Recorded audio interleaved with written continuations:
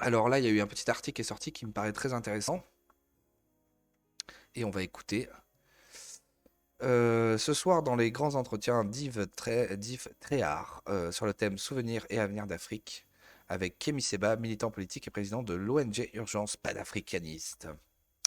Polémique car LCP a invité le militant noir Kémy Seba. La chaîne supprime toutes les annonces et rediffusions de l'entretien. Est-ce que vous l'avez déjà écouté cet homme? Bon, c'était intéressant, mais en tout cas, c'est vrai que c'est un gros nacio africain. Il déteste les blancs, quoi.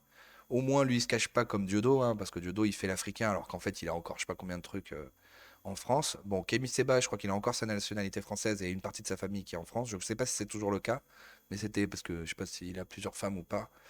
Euh, mais en tout cas, ouais, il avait encore sa nationalité française pour pouvoir revenir, machin, tout ça.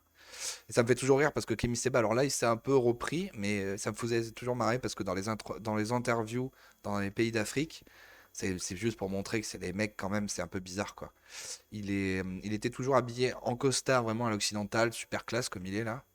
Et en fait, dès qu'il se retrouvait, voilà, comme ça, dès qu'il se retrouvait en France, plusieurs fois en tout cas, il était habillé en africain quoi, avec un boubou, machin, mort de rire quoi.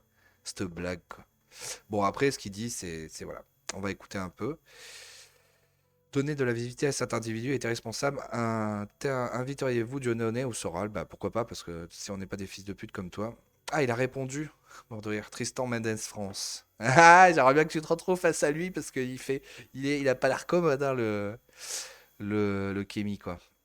De la visibilité, petit bolos, va. Je suis plus suivi sur les réseaux sociaux et dans les masses médias africains que vous tous réunis. Non, je sais pas pourquoi je fais cette action.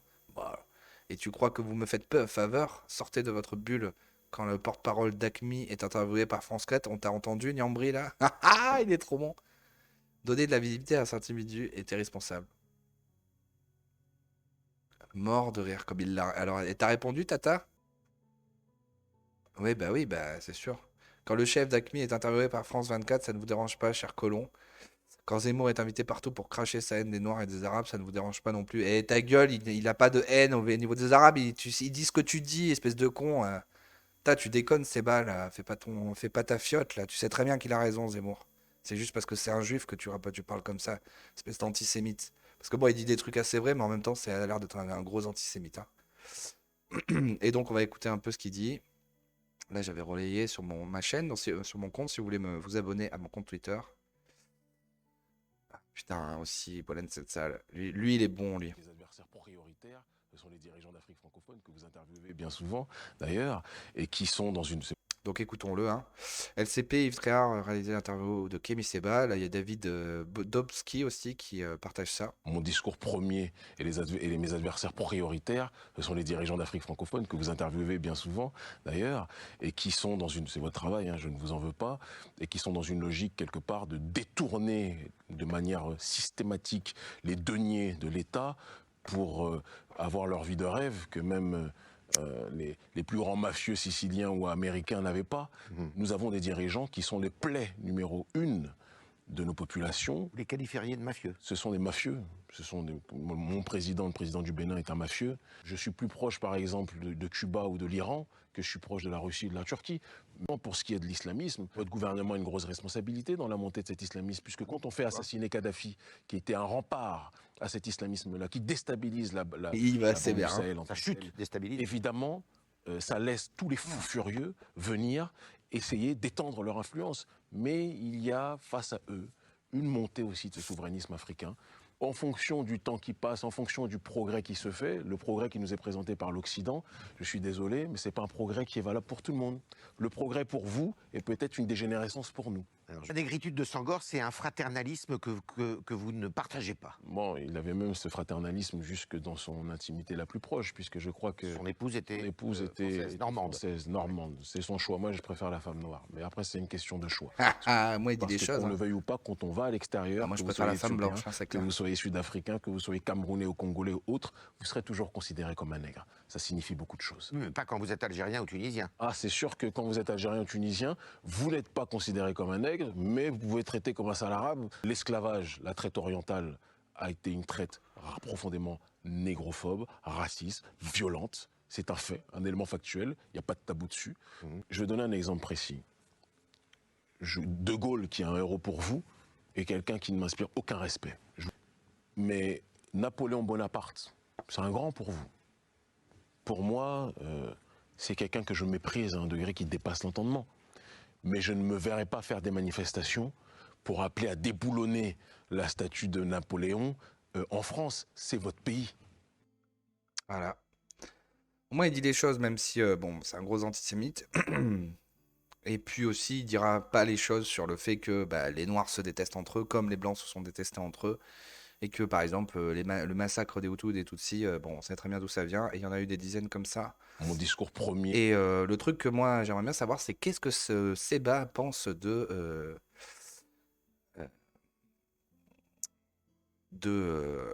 Bernard Lugan. J'aimerais bien savoir. Bon. Alors, il y avait un autre article là, une autre vidéo qui était assez cool, qui avait été partagée, mais je pense que c'était il y a un moment, ce truc-là. Que ça avait été fait, hein, toujours sur ma chaîne Twitter, ce que je partage, vous pouvez aller voir. Je trouve assez pertinent à écouter aussi. Donc, c'est aller voir cet article de Le fascisme islamiste dévoilé. Enfin, cet article, cette vidéo qui est partagée.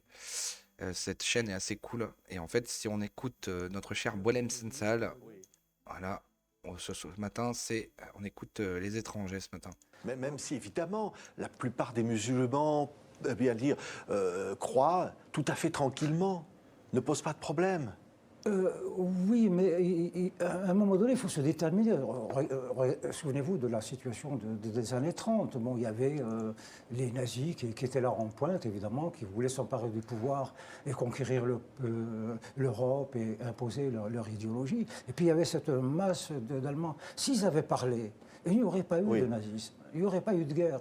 Si c'était exprimé. Vous dites que les musulmans, l'immense majorité des musulmans devraient s'exprimer davantage. Ils devraient s'exprimer. Et ils devraient faire barrage à l'islamisme. Ils devraient chasser les imams qui sont là à faire des choses bizarres, à faire à recruter pour la Syrie, pour la prochaine guerre.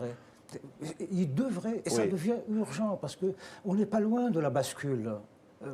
C'est-à-dire, vous dites on n'est pas loin de la bascule, c'est-à-dire... Oui, parce que si on regarde la situation de l'Europe, il y a un épuisement.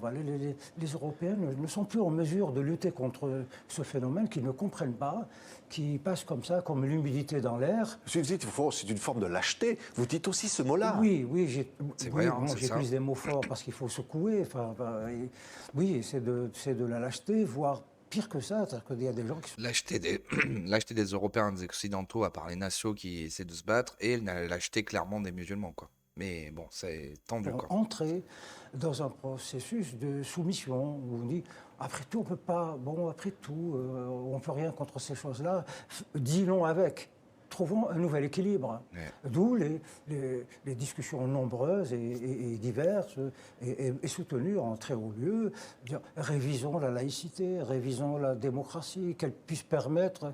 Voilà, et donc on va vers, à la fois, donc, à droite, il y a la conquête de l'énergie, voilà, et une énorme détermination, et en face, il y a un système qui se délite, qui se ramollit. Oui, Donc voilà, donc n'hésitez pas à aimer, à partager et à vous abonner et à commenter cette vidéo. Donc ça a été pour montrer un peu ce qu'on ne voit jamais à la télé. C'est pas à France Inter que vous verrez ces deux-là, même s'il faut laisser parler tout le monde. Et il y a aussi, si vous allez sur mon compte, il y a aussi cette jeune fille qui est assez intéressante. Voilà.